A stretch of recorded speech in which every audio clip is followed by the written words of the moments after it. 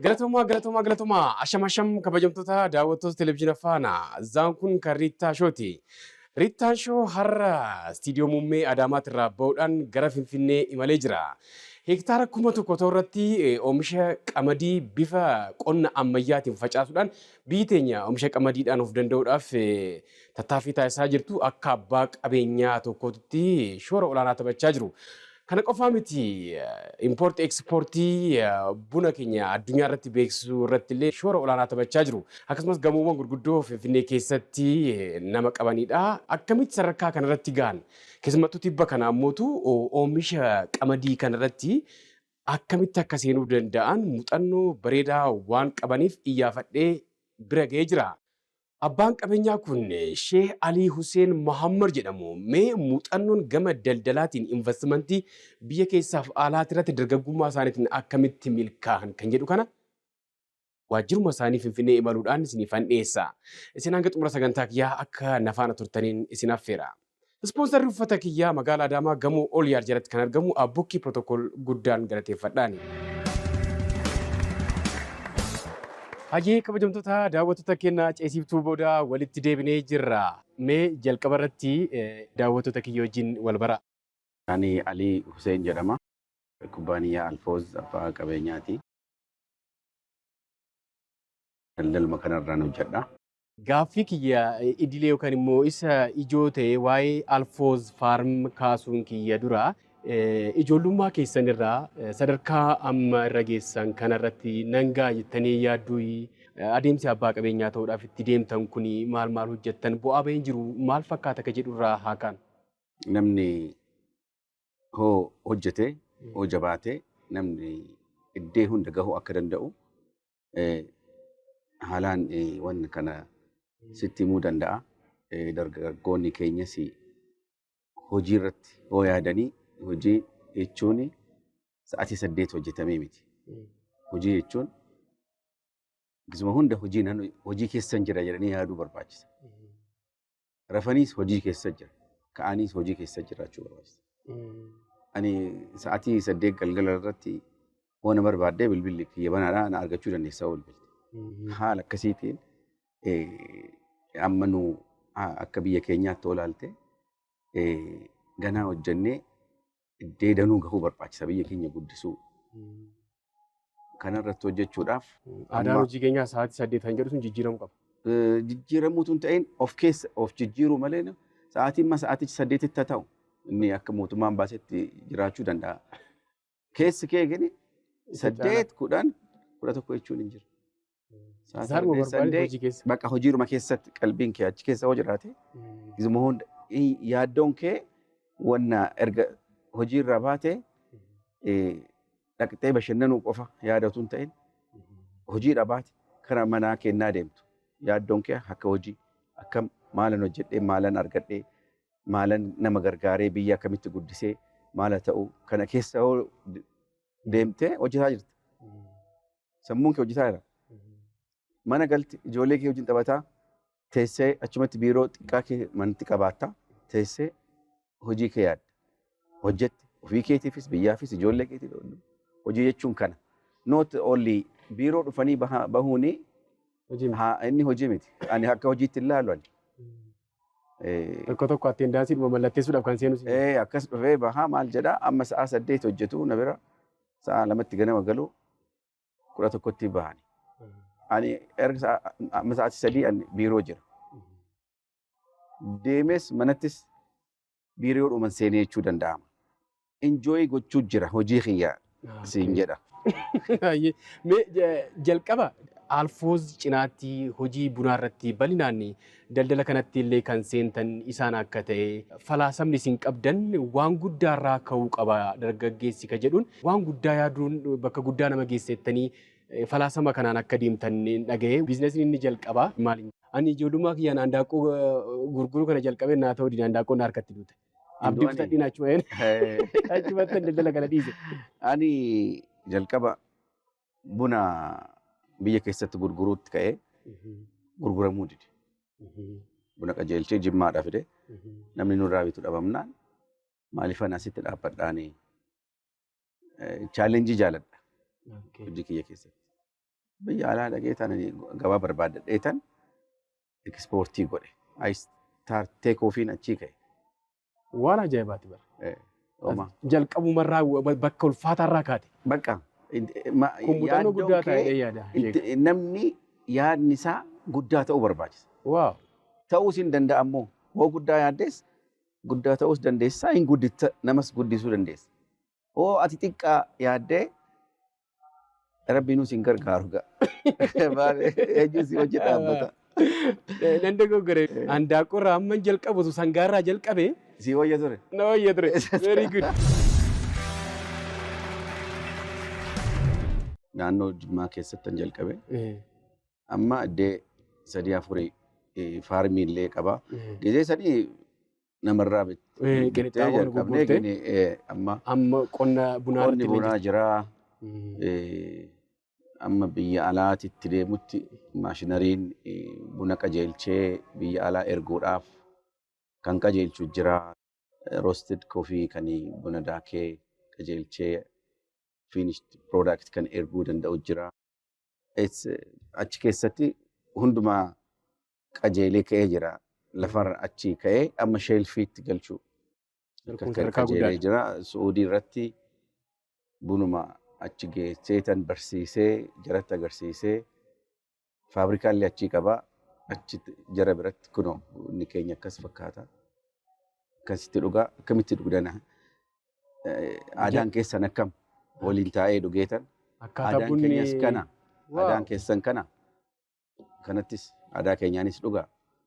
Akka barbaadanutti bunatti gurguree anis taa'ee ilaaluu miti. Achi dhaqee jara wajjin dhugee maal jedhee akka aadaa jaraatis maaltu irratee maala ta'uu bunichi keenya addee kama ta'uu. Rakkina jaraa dhaqee ilaala bunicha achi dhaqee kiiloon likkiidhamoo bunni dhufee ka jarri barbaadammoo isa gaa waliin dhugdee maal jettee sukkaara malee dhugdee bunna qofa kanatti dhugamee ilaala. Buna keenya homaatti hin godhina. Ani alfoos qofaa miti yaadni kiyya. Biyyaafan yaada. Oon biyyaa yaade alfoosis aliinis hunduu achi keessa jirti. Miti akkasumatti fakkaata. Biyya teenyaa hojiilee investimentii garaagaraatiin ofiis uummatas biyyas guddisuudhaaf akka hojjechaa jirtan nan beeka. Qonna biyya teenyaa ammayyeessuu kanarratti maashinaroota gurguddoo biyya alaatii gashuudhaan hektaara guddaa irratti qamadii facaasuudhaan beekamtii olaanaa argattanii jirtu. Abbootii qabeenyaa dargaggoota akka keessanii kana magaala keessaa ba'anii gara baadiyyaatti gadi bu'anii biyya isaanii qonnaan guddisuudhaaf investimentii qonnaa qabatamaadhaan hojiidhaaf agarsiisuu keessatti muuxannoo guddaa ni taatu waan ta'eef waa'ee isaa illee osoo natti himtan. Amma gaa kan bunaa dabalatee faarmii guddaa qabna.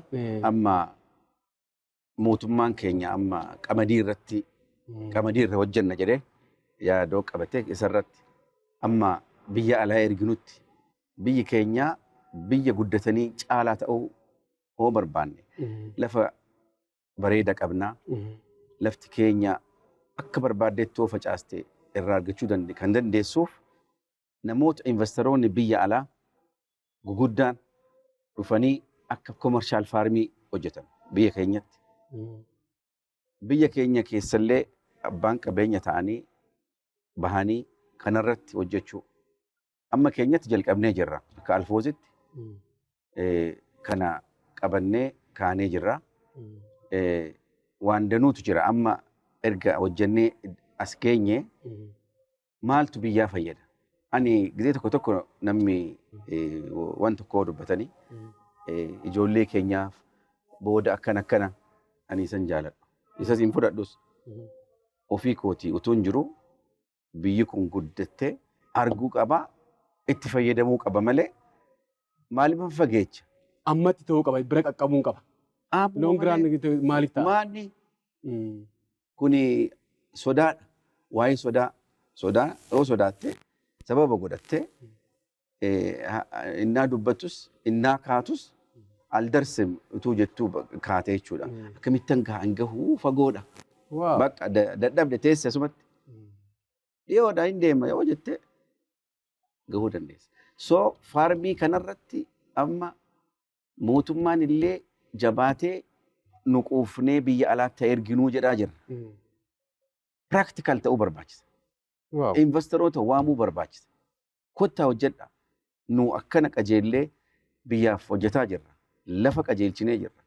Lafa fudhachuun naa dhufamu. Dhufte guyyuma tokkoon kunoo lafti deem seen. Piroosesisaa salphisuu. Bakka salphisuu lafa qabatee taa'uu ka barbaadu wajjin haasaan hin ta'u. Isaa miti. Amma inni sun darbe gisee haa hojjennu. Finfinnee keessatti gamoo baay'ee beekamaa ta'e Alfoos Pilaazaa baay'ee beekamaadha. Cinaatti hojiilee bunaa warshaalee gurguddaa naannoo Jimmaatti fi uummattoota kibbaa kana keessatti akka qabdan nan beeka. Meeqa qonna kana ammayyeessuudhaaf wantoota murteessoo ta'an keessaa saayinsii qonnaatiin hoogganamu maashinaroota biyyootiin Awurooppaa qonnaan milkaa'an itti fayyadaman kana gara biyya keessatti gashanii mul'isuu fi hojiitti gashuun muuxannoo guddaadha. Waa'ee maashinaroota itti hojjettan kana naa kaasaa. Wanna sila jette irratti amma Finfinneetti amma Alfoos Pilaazaa jennee kan moolii hojjennee jirra. For image, it's good. Akka biyya guddisoo ta'e ani umrii kiyya kanan waan guguddaa irratti dhaqee hojjedheetan biyya bu'aa wanna fidu. Anaafis bu'aa waan guddaa wanna fidu. Isa irratti ani yaada. Isattu the right decision jedhee yaada ani. Kana amma ofiisii kunoo as teenyee jirra kanaaf hin fayyada. It's not. Anyway, maashinaroonni amma nu jalqabnee finnee jirru maashiniin tokko kan na bira jiru iddoo biraa hin jirus. Arguus hin dandeessu. Guguddaa maashinaroota finnee jirra. Kan qonna kanarratti hojjechuudhaaf. Nu qonna hojjennaa horii gabbisnee horsiisnee biyya alaatti ergina. Horii sanaaf nyaata jaraa barbaachisa. Isallee hin qonna. Maashinarii iddoo jarri jiranutti ka jara nyaachisuu danda'u. Ayinataa kudhanootti kennitee miiksii godhee wanna akka jarri akka ta'utti akka isaan gabbatanitti akka barbaadanitti jaratti dhaqee naquu danda'a. Achirraa jarri hammaaratanii nyaachuu idduma jiraatanitti akka durii lafa guddaa irratti jara gadhiisuun hin ta'u. Lafti sun faarmiidhaa ta'uu danda'a. Siistamiin ammaa kanarratti idduma dhaabbatanitti achitti nyaatanii achitti gabbatanii. Achi kan gallakiisu suni ta'uu inni hafeera maaliif hin gabbatanus achi. Lafti qabnu kan qonnaa ta'uu qaba. Qonnaa ta'uu barbaada. Biyya adda addaa Ameerikaa dhaqee Awurooppaa maal muuxannoo. Iddoo hunda dhaqee baradhee dhufee jira. Waan kana waan danuu fidee jira. So akkanatti hojjetan jira. Muuxannoon amma gama qonnaatiin dargaggummaa keessaniin waan bareedaa hojjettan kuni abbootii qabeenyaa biyya keessaaf alaatiif illee kana bakka aangoonni mootummaa gurguddoo bakka argamanitti daawwannaa qonni bal'aa kun taasifamuu qaba. Isiin waan kana akka muuxannootti qooduudhaaf hagam tokko miidiyaatti fayyadamaa jirtu, hagam tokko itti deemaa jirtu. Waan kanarratti hojjetaa jirra. Namoota biyya alaatti investoroota waamuu jira. Ammallee isin dubbisuuf malee har'a kan oole horii biyya alaa deema. Jara akka dhufanii faarmii irratti akka hojjetan. Waan kana akka ilaalan. Akkamitti hojjetaa jira ani kottaa ilaala. Isinillee kanarratti kottaa hojjedha jechuudhaaf, invite gochuudhaaf biyya alaa deemaa jira. Waan kana mootummaa haa hojjetu jennee mootummaatti dhiisuun qofti waan ta'uu miti. Tarii hawaasa investimentiin keessan itti jirutti hojiilee misooma hawaasummaa hojjettan hawaasa keenya dheebuu bishaan qabu loon isaaniif wantoota gurguddoo hojjettanii jirtu. Kabajoo kan kireeditii walii kennuun murteessaa waan ta'eef galatoomaa isin jechuun barbaada. Isa daawwattoota kiyyaaf nan mul'isee jechuudha.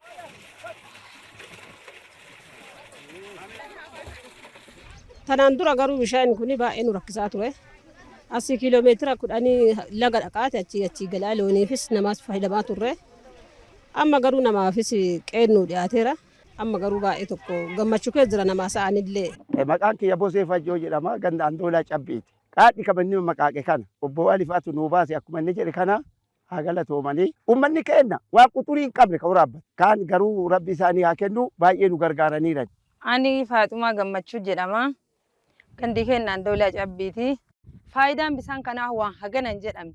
Eessarraa ganda qarxafaa irraa ka'ee haga asitti jechuudha. Itti fayyadama. Iddoo inni itti fayyadamne hin jiru. Suurorraayyuu. Kanaafi galanni isaanii hagana hin jedhamu. Waan ajaa'ibaa.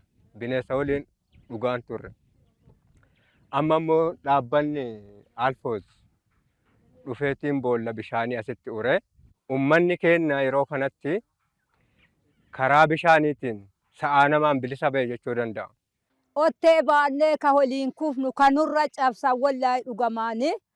Carqiin keenya waggaa miicataaf taanu feenee bulbulaa buunaa. Isa miicaa oollee halkan galla bineensa waliin yookaan xamamasa uffannee leenaa. Urga gaafa bishaan kun nuu bayeeti. Bishaan dhugaatii kan asitti baasee fi ammas loowwan kiiloomeetirii 10 ol namaaf horiin deemaatiin dhugu hin barbaachisu jedhee laalee laga san bu'ee laalee argee bishaan dhugaatii loowwaniillee baaseefii jira. Ka uummanni ittiin miicatuttis baaseefii jira. Akka waliin agarru kana ta'a. Akkasumaanis namoota wardiyyoota isa keessa jiru, dirjitii keessa jiru, hoolaa alaa fi ji'a ayyaana tola. Muqee keessanitti illee maatii keessaniinis galaa jedhaatiin sangaa lamaa qalaatiin akkuma ayyaanni dhufuun bifa kanaan ofi ammatee bifa kanaan deemaa jira. Keessa taa'ee rakkoon keessan maali jedhaatiin abbaan qabeenyaa kunis nama nu gaafataatiin rakkoo keenya furaatiin deemu ta'uu isa.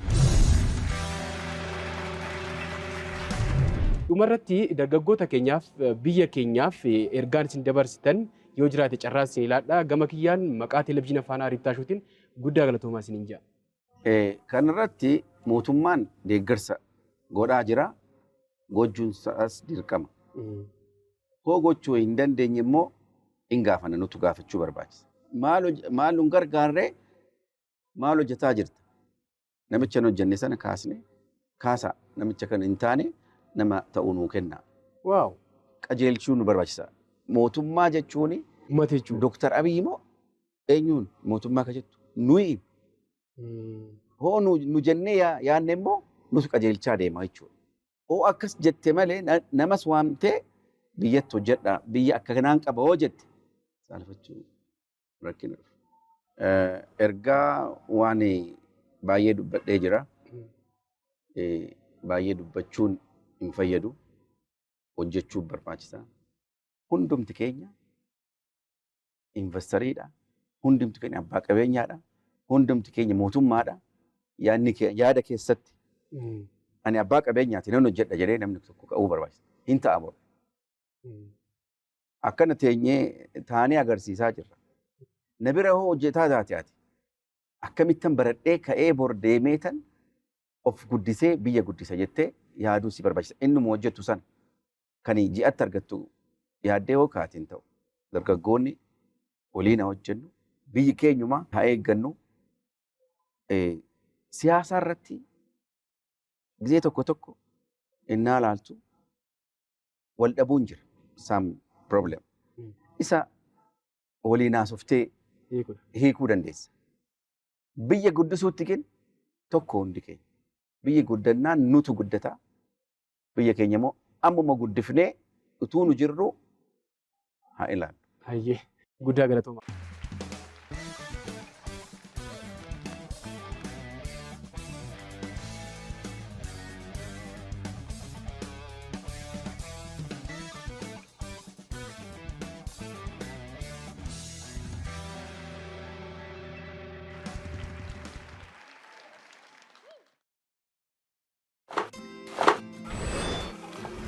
Eessadha. Sirbaadha kun. Hin dhaqin hadha waan haa hojjettaan godaa qoraafataa jira. Daa'immanii waan haa godhi qoraafisilee sinaa ta'e hin deemtu.